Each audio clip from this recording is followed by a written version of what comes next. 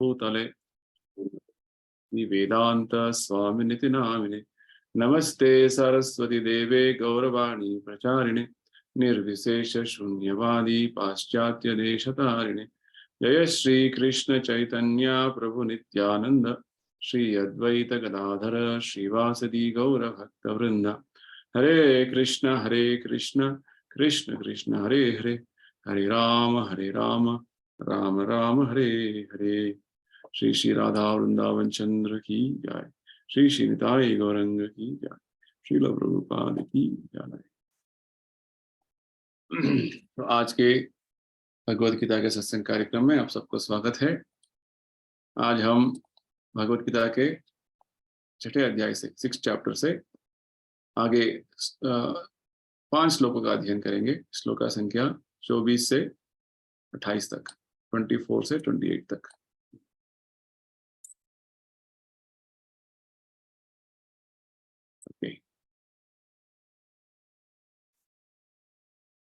तो हम ये सभी सत्संग कार्यक्रम का जो चेष्टा कर रहे हैं, ये सब श्री प्रभुपाद जी का प्रेरणा है, जो अंतर्राष्ट्रीय कृष्ण भावनामृत संघ, जो वर्ल्ड वाइड हरे कृष्णा मूवमेंट के नाम से भी जाना जाता है, उसका संस्थापक आचार्य हैं। उनकी कृपा से ही हम ये सभी भगवत गीता का ज्ञान प्राप्त कर पा रहे हैं। उनके लिए हम हमेशा आभार रहेंगे। आगे बढ़ने से पहले शंकराचार्य जी द्वारा विरचित गीता महात्म्य का एक श्लोक समझने की कोशिश करेंगे। श्लोक का संख्या 5।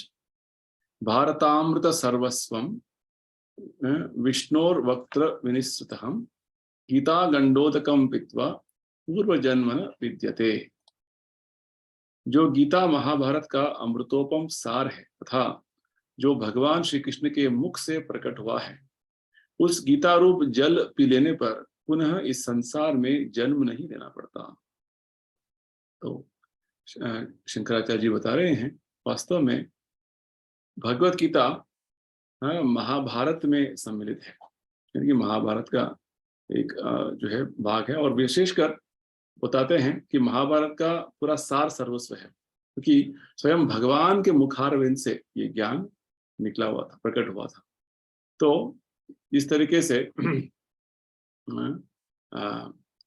भगवान का मुंह से निकला हुआ, जैसे भगवान का पाद से गंगा जल निकला था और गंगा जल पूरा संसार को मुक्ति प्रदान कर रही है, उसी प्रकार इस गीता रूप का जल हम केवल स्वीकार करने से, पी लेने से पुनः हम इस भौतिक संसार का जन्म मृत्यु के चक्कर से बाहर निकल जाएंगे। पुनः आने का कोई जरूरत नहीं है, हम इस भौतिक संसार से बाहर निकल जाएंगे।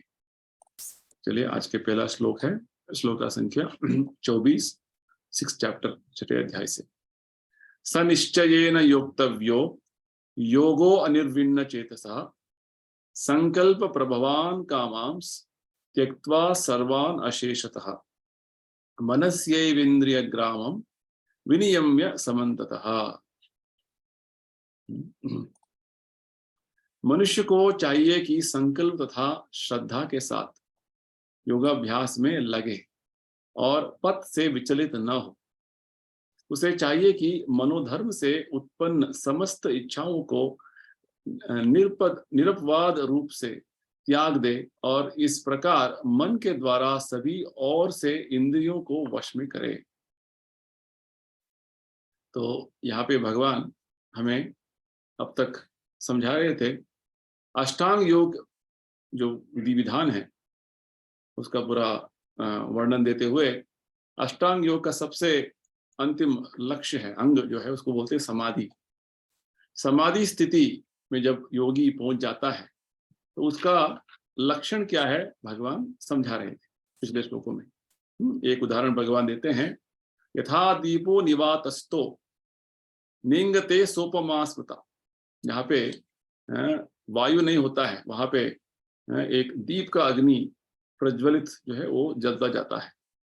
ठीक उसी प्रकार योगिनो यतचित्तस्य, इस योगी का मन जो पूरा नियंत्रण में आ गया है, इस तरीके से हमेशा वो स्थिर रहता है भगवान के ध्यान पर। योगिनो यतचित्तस्य युञ्जतो योगमात्मनः, भगवान ने समझाया। और इस योगा स्थिति में जब वो स्थिर हो जाता है तो वो समाधि स्थिति में आ जाता है, जहाँ पे भौतिक तरीके के जो विचारधारा से मुक्त हो जाता है और अपने स्वयं आत्मा को वो भगवान जो परमात्मा है, हाँ, उसका जो है दर्शन उसको हो सकता है आत्मा से। हाँ, भगवान बोलते हैं या चैवात्मनात्मानं पश्यन् आत्मनि तुष्यति। तो हाँ, अपने स्वयं जो अस्तित्व है आत्मा के, उसको उसके माध्यम से वो परमात्मा का दर्शन करता है और इस अवस्था में वो इतना आनंद प्राप्त करता है कि वो भौतिक इंद्रियों के आनंद से अतीत है। और ये आनंद जो वास्तव में ये हमारे आत्मा का आनंद है, भगवान बताते हैं। और ये इस स्थिति में हम जब पहुंच जाते हैं तो हमें लगता है कि दूसरा अन्य भौतिक तरीके के जो आनंद के पीछे लोग भागते हैं उसका कोई मतलब नहीं है, उसका कोई अर्थ नहीं है। और इस स्थिति में जब समाधि स्थिति में आ जाता है, संसार के कुछ भी बड़े बड़े दुख भी जो है हमें वो बहुत जो है छोटा लगता है। कोई बड़े बड़े दुख से भी हम इसी तरीके से उसका सामना कर सकते हैं।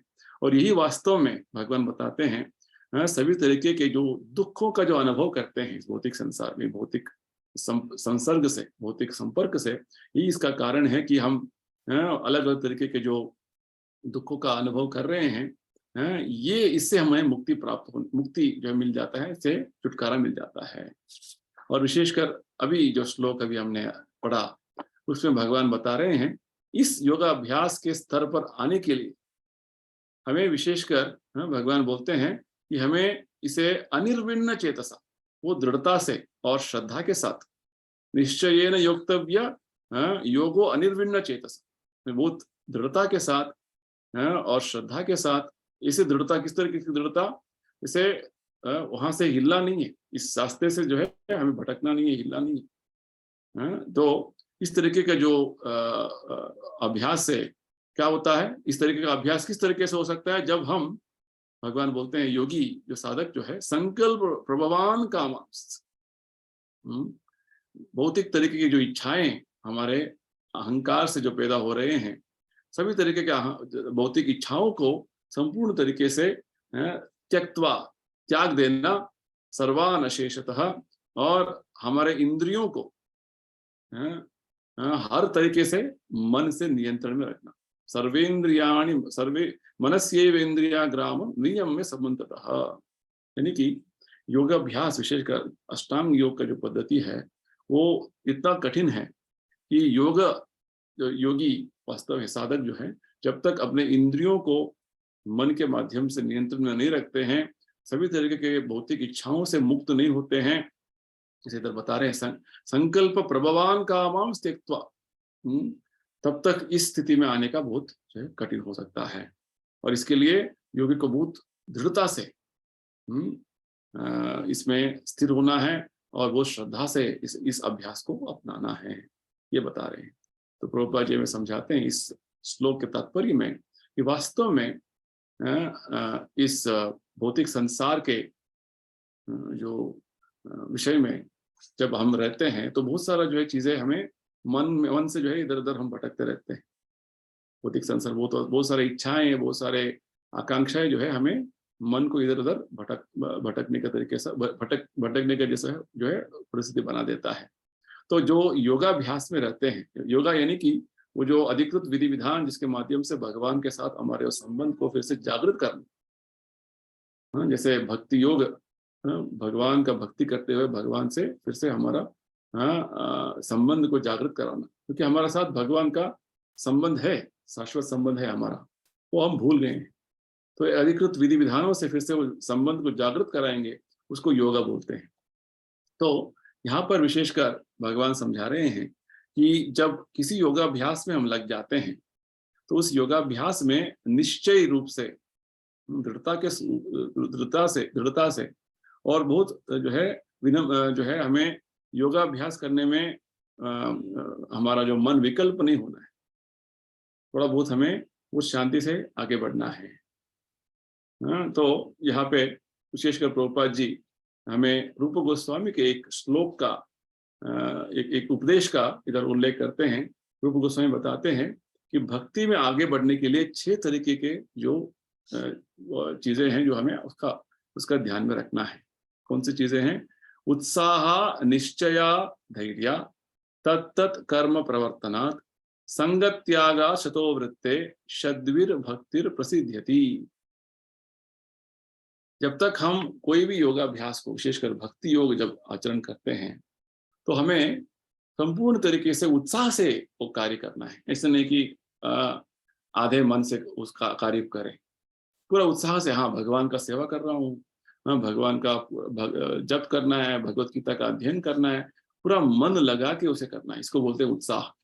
जैसे अभी आजकल अभी का जो हमारा वर्तमान जो अनुभव क्या है, कोई इंद्रिय भोग, इंद्रिय विषय का जो विषय होता है, कोई बात होता है तो बहुत उत्साह से करने का अच्छा लगता है उसको।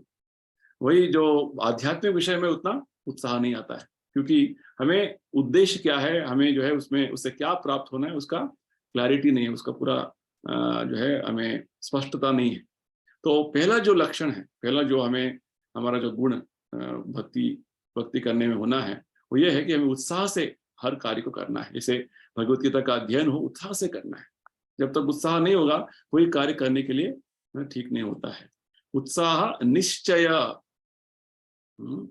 निश्चय यानी कि हमें कार्य करने का समय में बहुत सारे जो विघ्न आ सकते हैं, बहुत सारे जो बाधाएं आ सकते हैं, बहुत सारे तरीके के जो है लगता है कि बहुत मुश्किल है, तो हमें निश्चय, जो भगवान बोल रहे हैं, निश्चयता से, वो दृढ़ता से आगे बढ़ना है।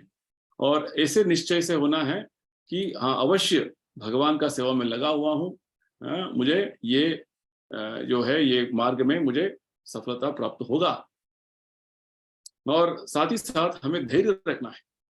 धैर्य का जब बात आता है तो प्रभुपाद जी में एग्जाम्पल देते हैं। धैर्य यानी कि थोड़ा बहुत हमें समझना है कि भक्ति योग जो कार्य करते समय, भक्ति योग का जो अभ्यास करते समय थोड़ा बहुत समय लगता है। ऐसे नहीं कि आज भक्ति हमने शुरू कर दिया, कल हमें जो भक्ति योग का परिपूर्णता, जो सार्थकता है वो मिल जाएगा, ऐसा बात नहीं। इस प्रभुपाद जी उदाहरण देते हैं, एक लड़के का जो है शादी हो गया, लड़की को ऐसे जो है ये सोचना नहीं है कि कल आज शादी हो तो कल मुझे बच्चा हो जाएगा। एक विधि विधान है, इसके माध्यम से लड़की जो है गर्भवती होगी और उसके बाद 9 महीने के बाद उसका बच्चा होगा, तो थोड़ा बहुत समय लगता है। ठीक उसी प्रकार जब योगाभ्यास में हम उत्साह से लगे हुए हैं और बहुत निश्चयता से आगे बढ़ रहे हैं, दृढ़ता का बहुत आवश्यक है। और ये सभी उत्साह, निश्चय, धैर्य के साथ चौथा चीज जो रूप गोस्वामी बोलते हैं, तत्त कर्म प्रवर्तनात्। हमें जो जो नियम है भक्ति योग आचरण करने के लिए, जैसे आज एकादशी चल रहा है, एकादशी दिन में हम व्रत ऐसे करते हैं कि हम धान्य नहीं खाते हैं। जैसे गेहूं, चावल, जो दाल वगैरह नहीं खाते। कुछ तरकारी है, कुछ फल है, कुछ दूध, अल्प प्रमाण में जो भगवान को भोग लगा के वो खाते हैं। और ज्यादा समय जो है भगवान का स्मरण में, भगवान का जप करने में, गीता अध्ययन करने में, भगवत सेवा में लगाना है। इसको बोलते हैं कर्म, यानी कि नियम, भगवत एकादशी का नियम। इसके अलावा हर दिन जो है हमें नियमित तरीके से हरे कृष्णा मंत्र का जप करना है, भगवान को भोग लगाना है, प्रसाद ही स्वीकार करना है, गीता का अध्ययन करना है। जितना हो सके गीता का अध्ययन करने के बाद उसका जो शिक्षा भगवान देते हैं उसको अनुसरण करने का जो है कोशिश करना है। तो ये चौथा जो है बात रूप गोस्वामी बताते हैं, उत्साह, निश्चय और दृढ़ता के साथ, और चौथा सभी नियमों का अनुसरण करना। और ये नियम तभी अनुसरण हो सकता है जब हम भक्तों का संग करते हैं। तो भक्तों का संग करने से तो क्या होता है, भक्त जिस तरीके से आचरण करते हैं तो उसको देखकर हमें भी थोड़ा उत्साह आता है, हाँ वो इस तरीके से करना है। तो भक्तों का संग रखना बहुत आवश्यक है। जैसे हम अभी भक्तों का संग कर रहे हैं, सत्संग कर रहे हैं। सत्संग यानी कि भक्तों का संग रख के भक्ति में आगे बढ़ने का कोशिश करना। तो चौथा बात जो बताते हैं रूप गोस्वामी, शतोवृत्ति। शतोवृत्ति यानी कि जो हमारे वृत्ति है, कार्य है, वो बहुत प्रामाणिकता से, निष्ठा से हमें उसे निभाना है। इस तरीके से जब हम ये 6 तरीके का जो विधि विधान अनुसरण करेंगे, उत्साह, निश्चय, धैर्य तत्त कर्म प्रवर्तन, यानी कि पूरे नियमों का अनुसरण करना, भक्तों के संग में रहना और बहुत निष्ठा प्रामाणिकता से हर चीज को उसका कार्य को करना। तो क्या होगा? भक्तिर प्रसिद्ध्यति, शद्भिर भक्तिर प्रसिद्धि, भक्ति का वर्धन होता है, भक्ति आगे बढ़ता है आपका। तो ये बात हमें आचार्य बताते हैं और यही बात भगवान यहाँ पे बता रहे हैं कि हमें दृढ़ता से, निश्चयता से भक्ति में लगे रहना है। ऐसे नहीं कि मैं जब कर रहा हूँ 2 दिन हो गया कुछ नहीं हो रहा है, नहीं, थोड़ा बहुत सावधान से आगे बढ़ना है, थोड़ा बहुत जो है हमें थोड़ा सा समय लगता है, तो बस हमें विधि विधान में लगे रहना है। तो ये बात है। तो विशेषकर प्रभुपाद जी हमें एक छोटा सा कहानी बताते हैं इधर दृढ़ता के बारे में, किस तरीके से हमें दृढ़ता रखना है। तो यहाँ पे प्रभुपाद जी एक स्पैरो, तो स्पैरो का जो एग्जाम्पल देते हैं, तो ये स्पैरो जो है, छोटा जो पक्षी होती है, वो समुद्र के किनारे में अपने कुछ अंडे रखे थे। तो अंडे जो है समुद्र के लहरें आके उसको लेके चली गई। तो ये पंछी जो है अपने अंडे को ढूंढने आई तो नहीं मिला, तो उस समय तक पूरा समुद्र ने उसको अपने लहरों में लेके चले गए। तो बहुत इसको दुख हुआ कि मेरे जो अंडे समुद्र लेके चला गया। तो उसने समुद्र से पूछा मेरे अंडे वापस करो। तो समुद्र ने उसका बात नहीं सुना, छोटा पक्षी का क्या बात सुनना। तो इस पंछी ने जो है अभी निश्चय कर लिया कि मैं अभी इस पूरा समुद्र को सुखा दूंगी। तो उसने क्या किया, छोटा पक्षी समुद्र को सुखा सकती है क्या? नहीं, फिर भी उसने निश्चय दृढ़ता से उसने ये काम शुरू कर दिया और अपने चोंच से जो है एक बूंद पानी समुद्र का जो लेके और दूर में जाकर उसको जहाँ पे जमीन था वहां पे डालने लगी। इस तरीके से पूरा जो है इस कार्य में लगी रही। ये तो असंभव कार्य था, फिर भी उसका जो दृढ़ता था इतना बढ़िया था कि वो अपने काम में लगी रही। और इसका जो समाचार है अपने ये पंछी का, इस तरीके से समुद्र पर गुस्सा होकर ये पूरा समुद्र को सुखाने में लगी है। तो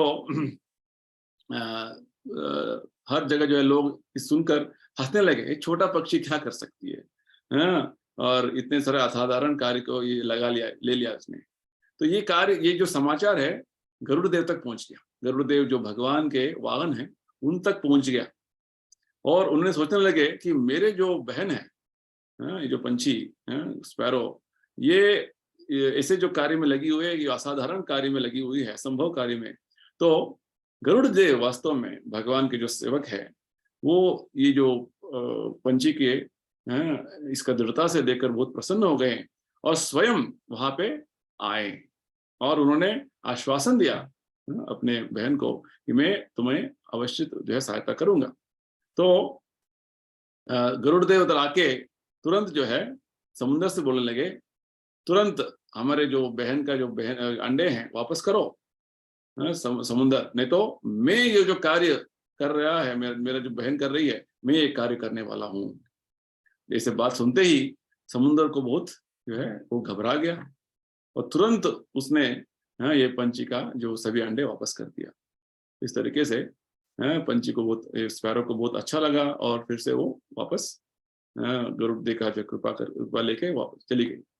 इस तरीके से प्रभुपाद जी ये अच्छा जो कहानी बताते हैं हमको कि योगाभ्यास में, कोई भी योगाभ्यास हो, जो भक्ति योग विशेषकर, हमें बहुत सारे कार्य, जैसे सुबह सुबह उठना है, एकादशी का अनुसरण करना है, हर दिन जप करना है, लगता है कि बहुत कठिन कार्य है, बहुत मुश्किल कार्य है ऐसा लगता है। फिर भी दृढ़ता से, निश्चयता से, जैसे ये जो पंछी जो इसका जो अभी कहानी हमें सुना, दृढ़ता से हम इसको करते जाएंगे हर दिन, तो अवश्य भगवान का सहायता हमें मिलेगा। अंग्रेजी में कहावत है, जब हम अपने सहायता करेंगे भक्ति करते करते, तो स्वयं भगवान हमारा सहायता करेंगे। God helps those who help themselves. तो पहले हमें निश्चयता से भक्ति करने का जो है हमारा इच्छा होना है, दृढ़ इच्छा होना है, हमें करना है बोल। हम स्वयं नहीं करेंगे तो भगवान क्या कर सकते हैं? हमें भक्ति करने का हमारा इच्छा होना है और भक्ति करने के लिए हमें पूरा चेष्टा करना है।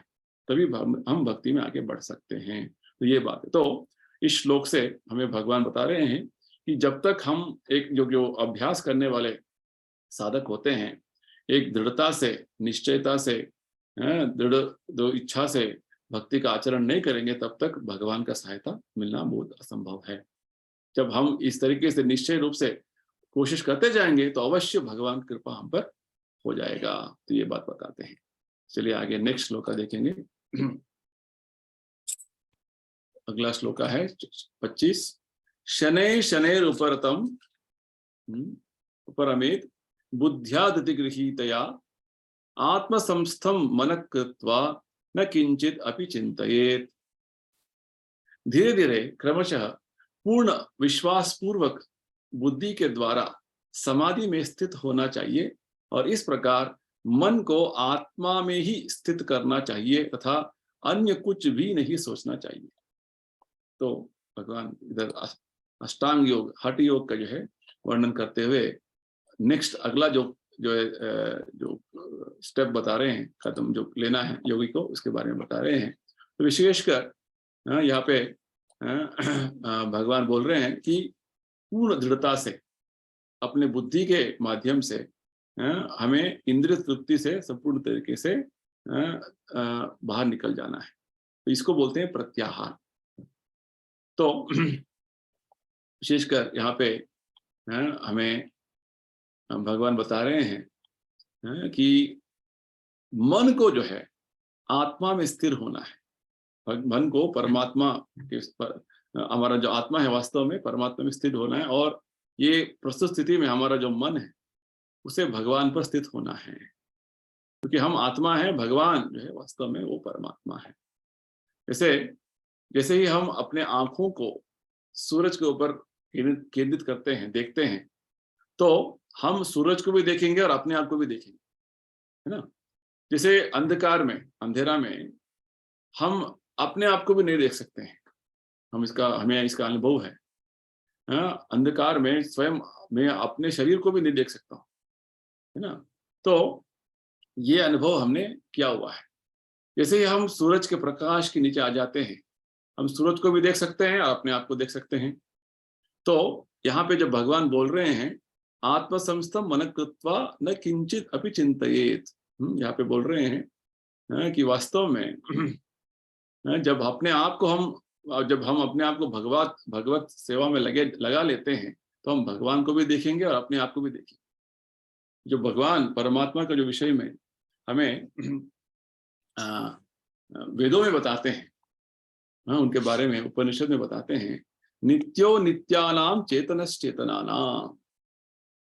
एक नित्य है, एक चेतना है, जो भगवान है, जो सभी नित्यों का, सभी चेतनाओं का। हम वास्तव में नित्य यानी कि आत्मा कोई मृत्यु नहीं है, न जायते न म्रियते व कदाचिन, वो शाश्वत है, इसलिए उसको नित्य बोलते हैं। और हम सब चेतना, यानी कि हमारा कॉन्शियसनेस है। तो इस तरीके से एक परम नित्य है, परम जो है चेतना है, तो भगवान है। तो वास्तव में हम भक्तियों करते हुए इस परम चेतना, परम नित्य के ऊपर हमारा ध्यान करना है। तो जैसे ही भगवान पर हमारा मन पूर्ण तरीके से जो है केंद्रित हो जाएगा, तो मन जो है अलग अलग तरीके से इधर उधर नहीं जाएगा। प्रभुपाद जी अच्छा उदाहरण देते हैं। बेसिकली यहाँ पे भगवान क्या बोल रहे हैं कि धीरे धीरे पूरा दृढ़ता के साथ, निश्चयता के साथ हमें मन बुद्धि को केवल भगवान पर ही स्थिर करना है। तो और किसी के ध्यान पर हमारा और किसी विषय पर हमारा मन इधर उधर भटकना नहीं है। तो प्रभुपाद जी इसके बारे में बहुत अच्छा उदाहरण देते हैं, बताते हैं कि जैसे ही हम खाना जो है खाते हैं, वो मुंह में डालकर वो पेट में चला जाता है, तो अपने आप शरीर के अलग अलग अंगों में शक्ति पहुंच जाता है। तो इस तरीके से ये उदाहरण भागवत में हमें मिलता है। और ठीक उसी प्रकार यथा तरोर्मूल निषेचनेन तृप्यन्ति तत्स्कंद भुजोपशाख प्राणापहारत यथेन्द्रियाणाम। और जिस प्रकार तरो यानी कि एक पेड़ के जड़ में जब पानी डालते हैं तो क्या होता है, अपने आप भुज स्कंद भुज उनके जो है सभी तरीके की जो पत्तियां हैं और टहनियां हैं, हर जगह पे पानी अपने आप पहुंच जाता है। धरोर मूल है तो धरोर मूल निषेचन तृप्यन्ति तत्स्कंद भुजोपशाख, उसका शाखा, उसका जो पत्तियां हैं, सब जगह पे पानी पहुंच जाते हैं। इस प्रकार हम जब खाना मुंह में डालकर वो पेट में चला जाता है तो अपने आप हर जगह पे खाना पहुंच जाता है। तो इस तरीके से भागवत में बताते हैं, जब हम भगवान कृष्ण जो सबका मूल है उनका तृप्ति करने में लग जाते हैं, उनका सेवा में लग जाते हैं, तो हम सबसे श्रेष्ठ कार्य कर रहे हैं। जैसे प्रभुपाद जी ने इतने सारे मंदिरों का निर्माण किया, मंदिरों का स्थापना किया, इसके माध्यम से भगवान कृष्ण का सेवा करने के लिए प्रभुपाद जी ने मंदिर स्थापना किया, और यहाँ पे भक्त लोग जो है सभी भगवान का सेवा में लगे हुए हैं। तो वास्तव में भगवान क्या बोलते हैं कि भगवान का इस संदेश जो है भगवत गीता का हर जगह प्रचार करना, तो ये भक्त का एक कर्तव्य है। ऐसे नहीं कि जैसे योगी होते हैं वो अपने स्वयं आध्यात्मिक प्रगति में पूरा मग्न रहते हैं, अपने तरीके से जो है एक जो है जगह पे बैठकर अपना योगाभ्यास करते जाते हैं, आध्यात्मिक जीवन में अपने व्यक्तिगत तरीके से आगे बढ़ने का सोचते हैं। तो विशेषकर भगवत भक्त जो है हर जीवात्मा के प्रति उनका पूरा जो है करुणा है, अनुकंपा है। जैसे हम वैष्णव के बारे में एक प्रणाम करते हैं, प्रार्थना करते हैं, वांछा कल्पतरुभ्यश्च कृपा सिंधुभ्य एव च पतितानां पावनेभ्यो वैष्णवेभ्यो नमो नमः।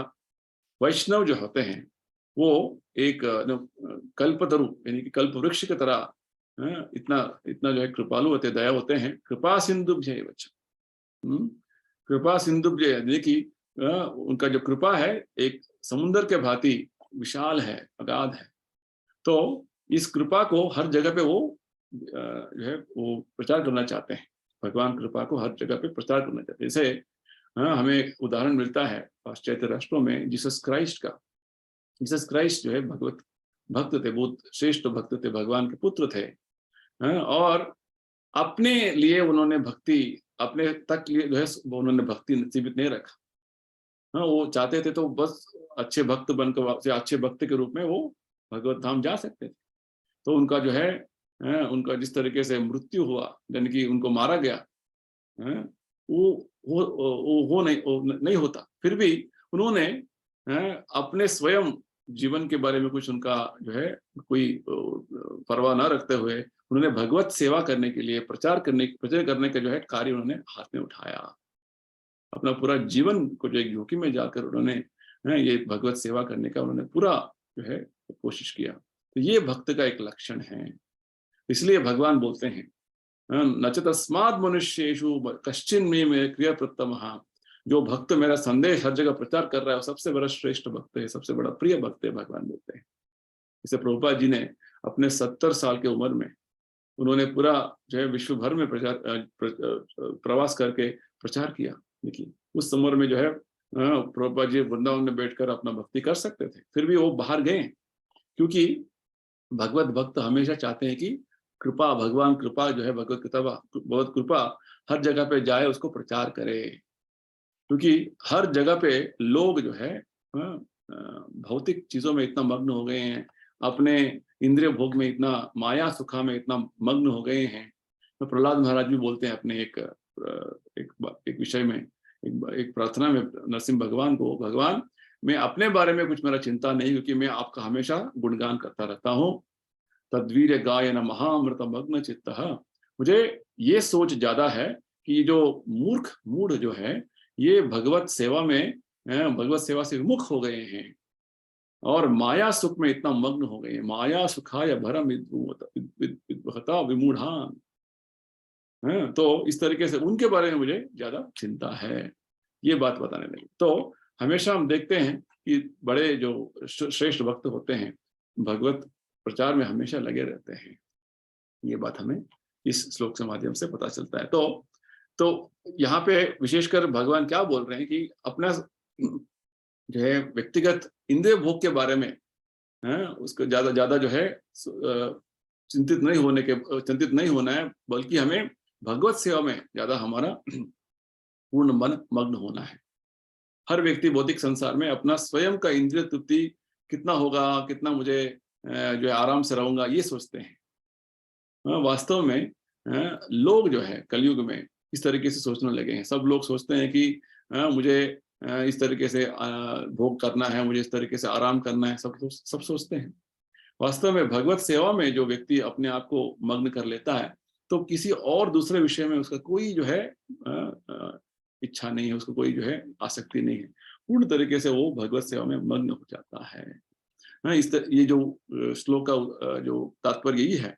प्रभुपाद जी बोलते हैं कि वास्तव में भगवत भक्त जो है अपने व्यक्तिगत इंद्रिय भोग के लिए, व्यक्तिगत आनंद के लिए कुछ उसका इंटरेस्ट नहीं है। इंद्रिय भोग के लिए उसका कोई आसक्ति नहीं है, बल्कि केवल भगवत सेवा का, भगवान का जो आनंद के लिए वो हमेशा मग्न रहते हैं। तो कृष्ण भावनामृत भक्ति आचरण करने से अपने आप हम जो है इसका अनुभव कर सकते हैं। प्रभुपाद जी में समझाते हैं। चलिए अभी नेक्स्ट श्लोका देखेंगे। श्लोका संख्या 26। यतो यतो निश्चलति मनश्चंचलम अस्थिरम ततो नियम्यैतद् आत्मन एव वशम नयेत। भगवान बोल रहे हैं, मन अपनी चंचलता तथा अस्थिरता के कारण जहां कहीं भी विचरण करता हो, मनुष्य को चाहिए कि उसे वहां से खींचे और अपने वश में लाए। भगवान बता रहे हैं वास्तव में मन जो है बहुत चंचल है। मनस चंचल अस्थिर, अस्थिर है, यानी कि यहाँ वहां बहुत सारे विचार हमारे मन में होते रहते हैं। तो इस तरीके से मन जो है कहीं भी जो है वो विचरण करने चला जाता है, भटक जाता है। तो योगी को, साधक को यह अभ्यास करना आवश्यक है कि उसे फिर से अपना योगाभ्यास में फिर से लेके आए, कि मन का जो चंचलता से हमें फिर से भटकना नहीं है, वापस हमें भक्ति में स्थिर रहना है, योगाभ्यास में स्थिर रहना है। तो ये मन के बारे में आगे और हमें जो है अर्जुन और भगवान के जो संवाद होगा इसी अध्याय में, हम उसके बारे में और सुनेंगे। यहाँ पे हम इतना समझेंगे कि मन का जो लक्षण है वो चंचल है, अस्थिर है। मनस चंचलम अस्थिर, चंचल यानी कि बहुत सारे विचार आते रहते हैं और विचारों में ऐसे स्थिरता नहीं है। एक विचार हुआ, दूसरा विचार ऐसे। आज आधुनिक जो है न्यूरोलॉजिस्ट बोलते हैं, विज्ञानी बोलते हैं, डॉक्टर बोलते हैं, लगभग 160 तक जो है हमारा मन में आता रहता है 1 मिनट में। तो ये जो आत्म साक्षात्कार मार्ग में जो चल रहे हैं योगी साधक जो है, उन्हें अपने मन का नियंत्रण में रखना है। मन उनको नियंत्रण में नहीं, मन जो है मन के नियंत्रण में नहीं आने। यही बात भगवान ने शुरुआत में बताया था। उद्धरेद आत्मनात्मानं नात्मानं अवसादयेत। आत्मैव आत्मनो बंधुर आत्मैव रिपुरात्मनः। ये व्यक्ति को अपने मन के माध्यम से ऊपर उठना है। ऐसे नहीं कि मन से हम फिर से नीचे गिरे, क्योंकि जिसका मन ऊपर उठने के लिए, यानी कि आध्यात्मिक मार्ग अभ्यास करते हुए ऊपर उठने के लिए उसका कोशिश रहेगा, उसका मन उसका मित्र है। वही मन जो आध्यात्मिक जो है प्रगति के लिए उसका कोई चेष्टा नहीं हो रहा है, बुरा भौतिक तरीके के जो इंद्रिय भोग में मग्न हो गया है, वो उसका बहुत बड़ा शत्रु है। बंधुरात्मात्मनस्तस्य येनात्मैवात्मन जितः। भगवान बोलते हैं जिन्होंने अपने मन को काबू में लेके आ गए हैं, तो वो वास्तव में उनका मन जो है सबसे बड़े मित्र उनके हैं। और जिन्होंने अपने मन को काबू में नहीं लेके आए, मन जो है उनके कंट्रोल में नहीं है, नियंत्रण में नहीं है, वो उनका मन सबसे बड़ा शत्रु है, भगवान बताते हैं।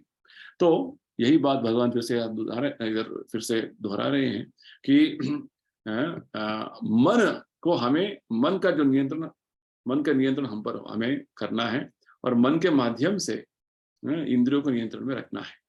ऐसे नहीं कि इंद्रिय मन को कंट्रोल कर रहा है और हम मन के जो है अधीन आ गए, ये बात गलत है। तो इसलिए जब गोस्वामी शब्द का उपयोग होता है, गोस्वामी यानी कि जो अपने इंद्रियों को नियंत्रण में लेकर रखा है।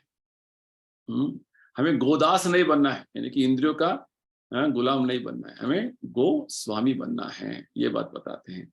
यानी कि एक गोस्वामी को वास्तव में आध्यात्मिक आनंद का क्या अनुभव है उनको पता है। इसके बारे में भगवान ने 23वें श्लोक में बताया 20 से 23 श्लोक में जो हमने पिछले सत्संग कार्यक्रम में बात किया था, उसकी चर्चा किया था, उसके बारे में बताया था। क्या बोलते हैं भगवान कि ये जो आध्यात्मिक आनंद जो है वो दिव्य आनंद है, ये साधारण भौतिक आनंद से जैसा नहीं है। पांचवें अध्याय में भगवान बताया था भौतिक आनंद यानी कि उसका एक शुरुआत है, एक अंत है, आदि अंत कौनते। और ये जो भौतिक आनंद जो हम बोलते हैं आनंद है, वास्तव में आनंद नहीं है, दुख का एक गड़ा है। संस्पर्श योगा दुख योनिया एवते। इतना सारा दुख हमें इससे अनुभव करना पड़ेगा कि सोचिए मत। ये वास्तव में भौतिक तरीके का आनंद का एक अनुभव है, आनंद का एक आभास होता है, वास्तव में आनंद नहीं है। ये बात भगवान बताते। तो भौतिक आनंद और दिव्य आनंद, आध्यात्मिक आनंद के जो बारे में भगवान या इस श्लोक में फिर से बता रहे हैं, क्योंकि जब आध्यात्मिक आनंद का अनुभव हमें थोड़ा बहुत भी हो जाता है तो भौतिक आनंद के पीछे हम भागते नहीं है, क्योंकि हमें आध्यात्मिक आनंद का रुचि मिल गया है। यही बात भगवान दूसरे अध्याय में बताते हैं। रसवर्जम रसोप्यस्य परम दृष्ट्वा निवर्तते, भगवान बताते हैं। तो जैसे ही हम भगवत सेवा में लग जाते हैं, भगवान का सेवा में, वो आनंद का अनुभव अलग ही आनंद का अनुभव है। भौतिक इंद्रियों का जो अनुभव है, भौतिक आनंद का, वो एक निम्न आनंद है।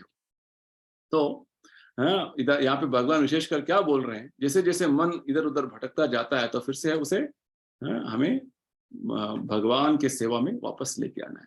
तो इसके बारे में हमें जब हम हरे कृष्णा मंत्र का जप करते हैं ना, तो उसका एक उदाहरण ले सकते हैं। विशेषकर प्रभुपाद जी इसी तत्व के आधार पर हमें समझाया है कि योगी जो, यहाँ देखिए योगी को है ना, उसे जैसे जैसे मन भटकता जाता है उसे फिर से बहुत मेहनत करके उसे ध्यान में लगाने के लिए कोशिश करना है, क्योंकि मन का एक स्वभाव ऐसा है कि वो चंचल है, अस्थिर है, इधर उधर भटकता रहता, भागता रहता है।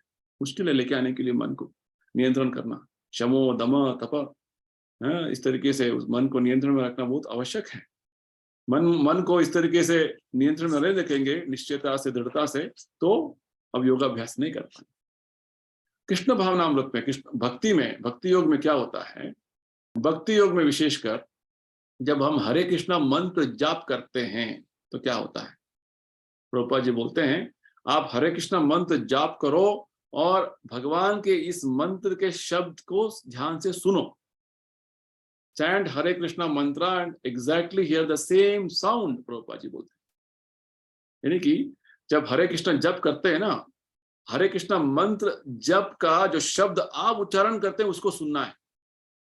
तो इसमें प्रभुपाद जी ये बात क्यों बोलते हैं, क्योंकि हरे कृष्णा मंत्र यानी कि भगवान स्वयं कृष्ण उस मंत्र में उपस्थित है, शब्द रूप में आ गए हैं। कली काले नाम रूप कृष्ण अवतार, भगवान शब्द रूप में अवतरित हो गए हैं। तो भगवान उस शब्द में उपस्थित है। जैसे ही हम हरे कृष्णा मंत्र बोलेंगे और सुनेंगे तो हमारा मन अपने आप उस भगवान के शब्द रूप में स्थिर हो गया, ये बात है। और प्रभुपाद जी बोलते हैं जैसे जैसे मन आपको लगता है कि जब करने का समय में इधर उधर जा रहा है, तो अब थोड़ा जोर से कीजिए हरे कृष्णा कृष्ण कृष्णा हरे हरे। तो हमारा साधन मन को नियंत्रण करने के लिए, जैसे एक हमेशा भक्तों का एक प्रश्न होता है, मन इधर उधर भटकता रहता है, मन को किस तरीके से हरे कृष्णा मंत्र पर लेके आना है। एक तो हमें समझना है और इस समझ को जो है जप करने के समय में इसको अभ्यास करना है। क्या है, जो हम जप करते हैं हरे कृष्णा मंत्र उसको ध्यान से सुनना है। ऐसा नहीं होना कि आपका मुंह से तो हरे कृष्णा निकल रहा है परंतु आपका ध्यान और कहीं और कहाँ है, यानी कि आप और कुछ सुन रहे हैं, मन में बहुत सारे विचार चल रहे हैं। जैसे इधर भगवान बोल रहे हैं चंचल मन, अस्थिर मन में बहुत सारे विचार चलते जाते हैं। जैसे मैंने बताया 160 विचार चलते रहते हैं एक साधारण मनुष्य के मन में। तो ये विचार के बारे में आप थोड़ा ज्यादा जो है आपका मन उधर पे चला जाएगा तो आप हरे कृष्णा मंत्र नहीं सुन पाएंगे। जिस विचार पे आप रहेंगे उस विचार में आपका पूरा मन मग्न हो जाएगा। तो हरे कृष्णा मंत्र जप करने का समय में मुख्य जो है एक नियम जो हमें अनुसरण करना है, क्या है, ये विधि बोलते हैं। एक विधि क्या है कि हमें जो हरे कृष्णा मंत्र हम बोल रहे हैं उसको सुनना। इसका अभ्यास करना है। हरे कृष्णा मंत्र का उच्चारण करो और उसी मंत्र को आप सुनो, बस ये है जपा विधि, और कुछ नहीं है।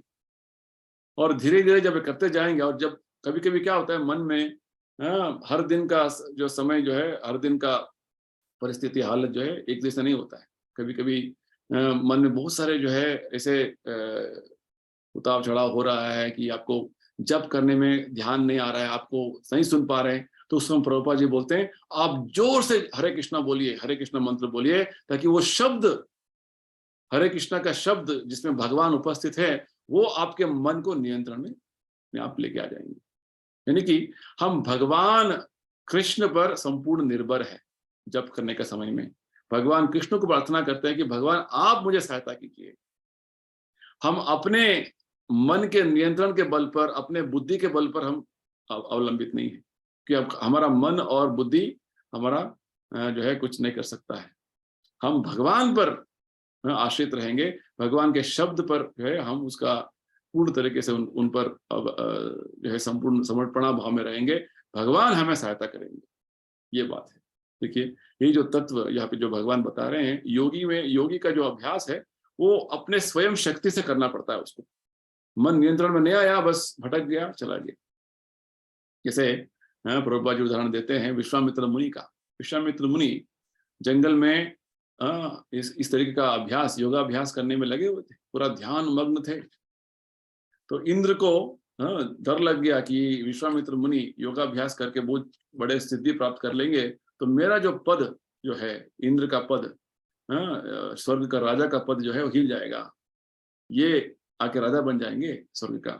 तो वो चाहते थे कि उनको थोड़ा जो है पद से उनको भ्रष्ट कर दे।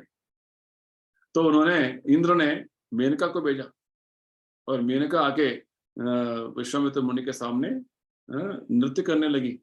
उनका जो है बहुत सारे आवाजें जो है आने लगा चूड़ियों का और जो है एंकलेट्स का। तो विश्वामित्र का ध्यान भग्न हो गया, और उसके बाद जो है विश्वामित्र मुनि मेनका के साथ मिले और शकुंतला का जन्म हो गया। ठीक है, जो योगी विश्वामित्र मुनि इतने ध्यान मग्न थे, उनका योगा भी इस तरीके से भ्रष्ट हो गया। तो ये उदाहरण हमें मिलता है। यानी कि जब वही हमें एक और उदाहरण मिलता है शास्त्रों में हरिदास ठाकुर का। हरिदास ठाकुर जब युवा थे उस समय में एक जमींदार ने, क्योंकि हरिदास ठाकुर वास्तव में चैतन्य महाप्रभु लीला में आते हैं।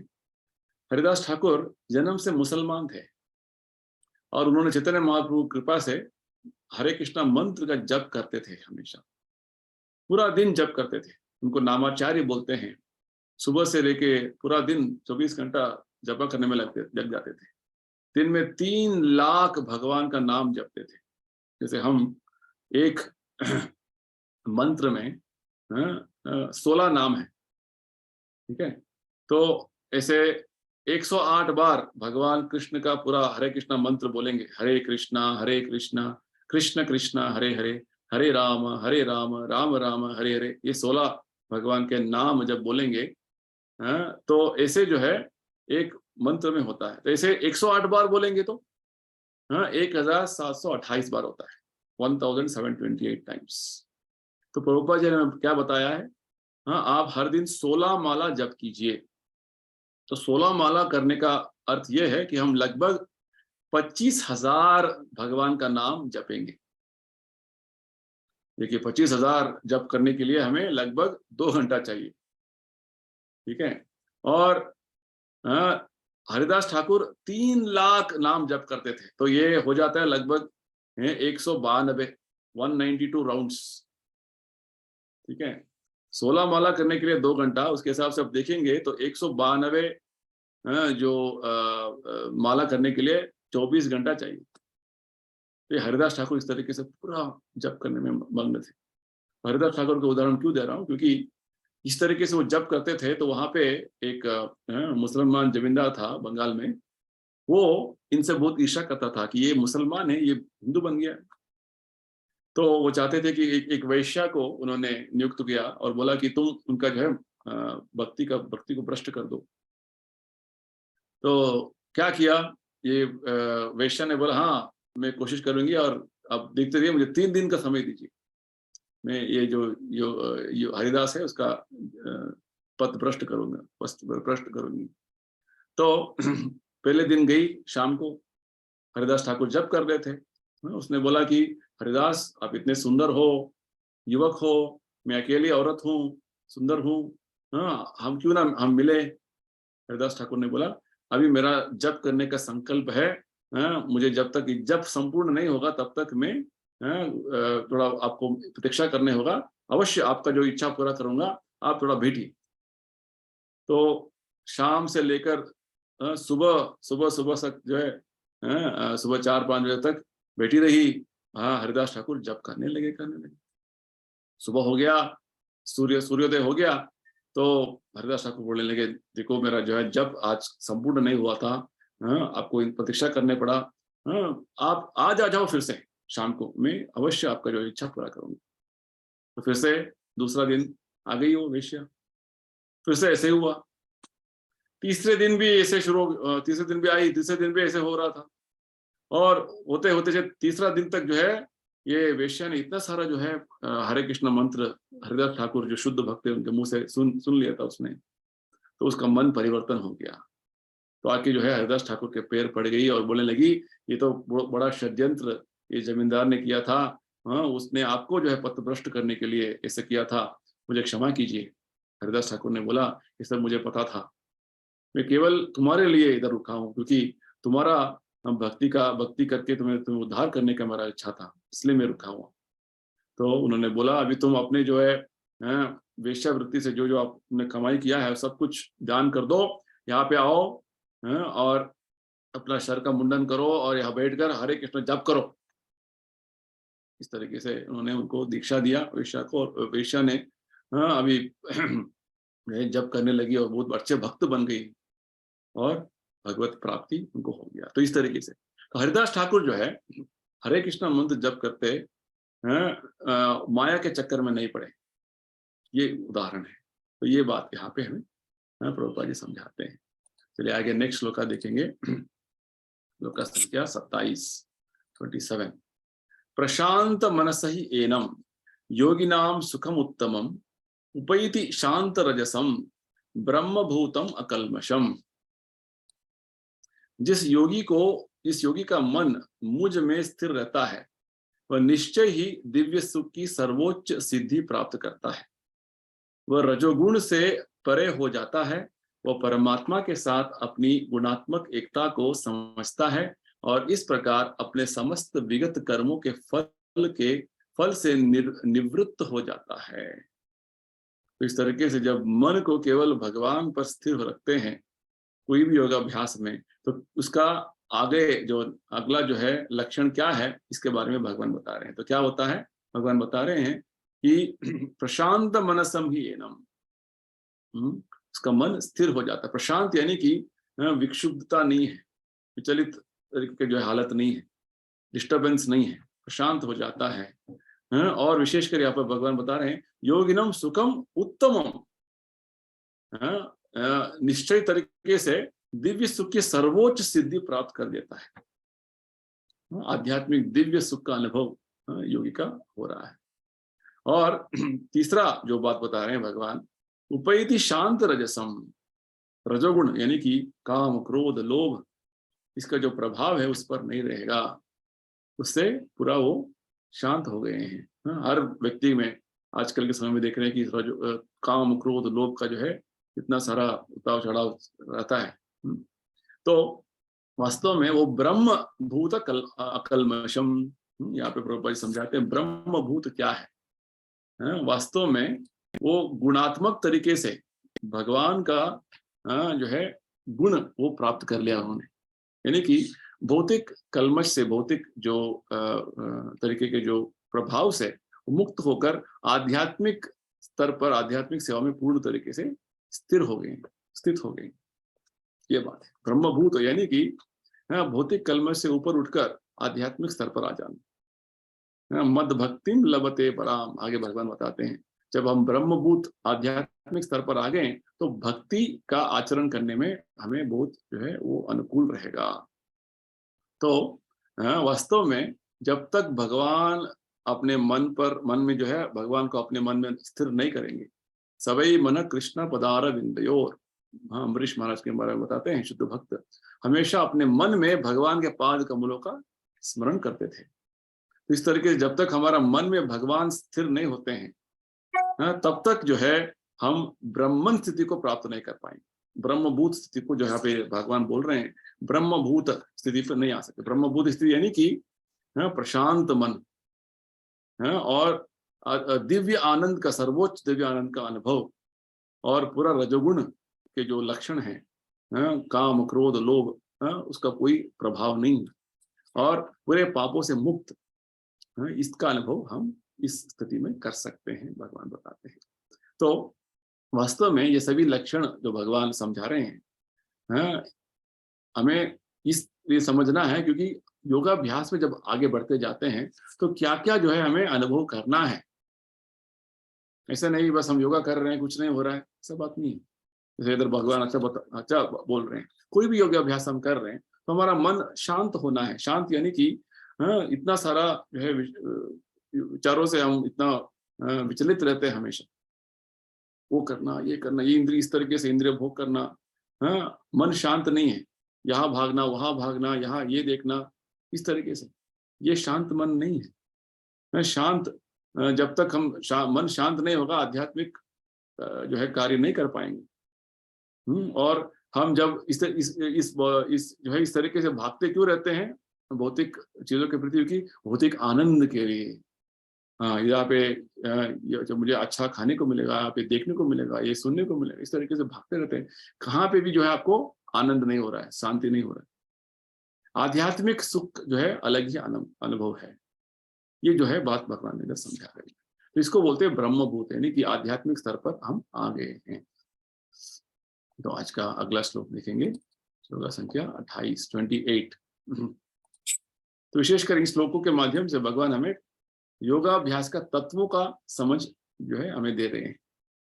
युंजन एवं सदात्मानम योगी विगत कल्मषः सुखेन ब्रह्म संस्पर्शम अत्यंतम सुखम अश्नुते। तो भगवान बोलते हैं, इस प्रकार योगाभ्यास में निरंतर लगा रहकर आत्म संयमी योगी समस्त भौतिक कल्मश से मुक्त हो जाता है और भगवान की दिव्य प्रेमा भक्ति में परम सुख प्राप्त करता है। इतना अच्छा बात भगवान बोल रहे हैं कि इस तरीके से योगाभ्यास में निरंतर अभ्यास जो है, योगम एवं सदात्मानम, युंजन एवं सदात्मानम। हमें योगाभ्यास ऐसा नहीं कि हफ्ते में एक बार कर लिया, बाकी सब दिन कुछ भी करो, ऐसा बात नहीं। हर दिन नियमित तरीके से अभ्यास करना। जैसे हम बोलते हैं हरे कृष्णा मंत्र का जप करना, हर दिन करना है। एक दिन छोड़ के तीसरा दिन करें, कभी मन आया करा, ऐसा बात नहीं। यहाँ पे जो श्लोक में भगवान बता रहे हैं, इस तरीके से जब हम सतत तरीके से योगाभ्यास में लगे रहेंगे, निरंतर हर दिन प्रतिदिन लगे रहेंगे, तो क्या होगा, हमें हमारा मन में जो अनर्थ है, यहाँ पे भगवान बोल रहे हैं विगत कल्मश, कल्मश जो बेटा है भौतिक तरीके कल्मश क्या है, काम क्रोध लोभ सब बैठे हैं, और इसे इतना सारा मन जो है विचलित हो जाता है। वो करो ये करो, आप ऐसे भागो, बस इसी में लगे रहते हैं। वो मनुष्य जीवन का उद्देश्य पता नहीं, ऐसा हो रहा है। तो जब तक हम योगाभ्यास नहीं करेंगे, हर दिन निरंतर, हर दिन जप नहीं करेंगे, हर दिन भगवत गीता का अध्ययन नहीं करेंगे, तब तक हमारा मन के अंदर में जो कल्मश बैठा है वो नहीं जा सकता है, अंदर ही बैठा रहेगा। जब हम योगाभ्यास करेंगे, निरंतर हर दिन करते जाएंगे, तो मन का जो कल्मश है वो निकल जाएगा, विगत कल्मशः, और हम ब्रह्म संस्पर्शम, ब्रह्मन का स्पर्श में आ जाएंगे। ब्रह्मन स्पर्श यानी कि आत्मा साक्षात्कार के स्तर पर आ जाएंगे। आत्मा साक्षात्कार का अर्थ क्या है, जब हम वास्तव में भगवान के साथ हमारा संबंध है, ये जानकर हम उस कार्य में लगे रहना, इसको आत्म साक्षात्कार बोलते हैं। अभी हर व्यक्ति क्या सोचता है, भगवान से मेरा कुछ लेना देना नहीं है, भगवान से मेरा कुछ संबंध नहीं है, जो मैं चाहूंगा करता रहूंगा, ऐसे सोच रहा है। ये आत्म साक्षात्कार नहीं है, ये देहात्म बुद्धि बोलते हैं इसको। आत्म साक्षात्कार यानी कि मुझे समझना कि मैं आत्मा हूँ, भगवान परमात्मा के साथ मेरा शाश्वत संबंध है और इस संबंध में हमेशा मुझे कार्य करते रहना है, इसको आत्म साक्षात्कार बोलते हैं। तो यही बात भगवान चैतन्य महाप्रभु में समझाते हैं, जीवेर स्वरूप नित्य कृष्ण दास।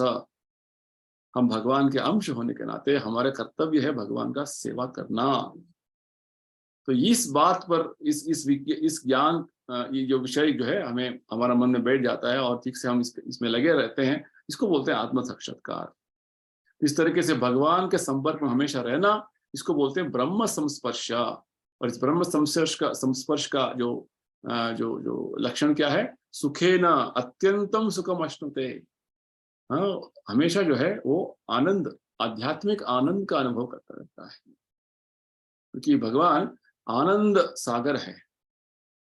जब आनंद के संपर्क में संस्पर्श यानी कि भ्रमण आनंद का संग में आएंगे, स्पर्श करेंगे, तो आनंद की आनंद हमें अनुभव होगा।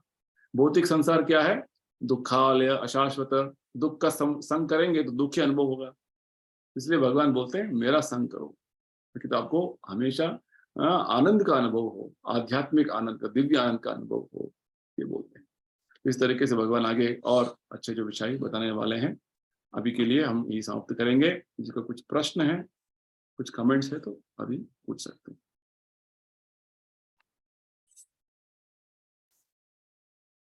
तो इन श्लोकों के माध्यम से भगवान हमें योगाभ्यास किस तरीके से करना है समझा रहे हैं। 24वां श्लोक में दृढ़ता से, निश्चित तरीके से हमें अभ्यास करना है, भगवान बोलते हैं भक्ति योग अभ्यास करना है और धीरे धीरे पूरा विश्वास के साथ आगे बढ़ना है।